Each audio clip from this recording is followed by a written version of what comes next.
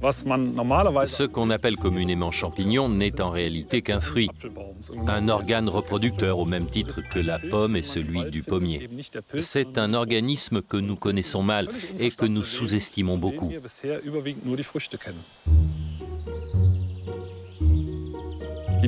Leurs filaments mycéliens, appelés hyphes, peuvent s'étendre sur plusieurs kilomètres carrés. Une seule cuillère à café de terre peut contenir des kilomètres de ce câble végétal qui relie tout le monde à ce qu'on appelle l'Internet de la forêt. En échange de leurs services, les arbres peuvent offrir à ces champignons jusqu'à un tiers de leur propre production de sucre ou autres produits de photosynthèse. Les arbres sont des êtres sociaux. Les arbres mères veillent sur leur progéniture. En reliant leurs racines à celles des jeunes, ils leur transmettent des glucides. On pourrait aller jusqu'à comparer cela à de l'allaitement.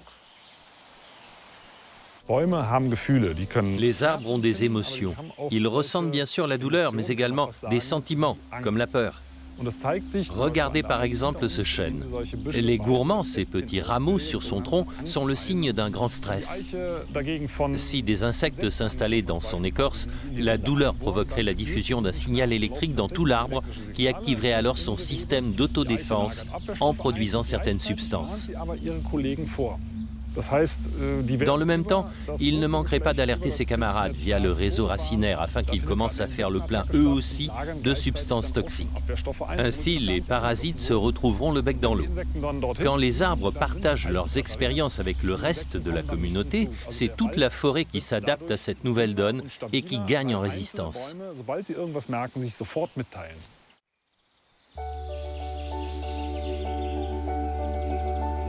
Les arbres sont des êtres sociaux. Les arbres mères veillent sur leur progéniture. Vous vous trouvez dans une nurserie de hêtres. Ce que nous appelons arbre n'est que la partie visible au-dessus du sol. Mais la plupart de sa vie se passe au sous-sol. Une cuillerée de terre peut contenir plusieurs kilomètres de mycorhizes qui forment l'Internet de la forêt. Les arbres ont des émotions. Ils ressentent bien sûr la douleur, mais également des sentiments, comme la peur. L'amitié entre les arbres existe. Ils peuvent tisser des liens, tel un vieux couple qui s'entraide. Les arbres d'une même espèce ne sont pas en concurrence, c'est même le contraire. L'entraide est quasi inconditionnelle. Un arbre attaqué par un ravageur ne manquerait pas d'alerter ses camarades. Voici une ancienne souche qui vit encore. Les arbres aiment naturellement se cajoler et vivent en groupe. Ils aiment aussi la lenteur.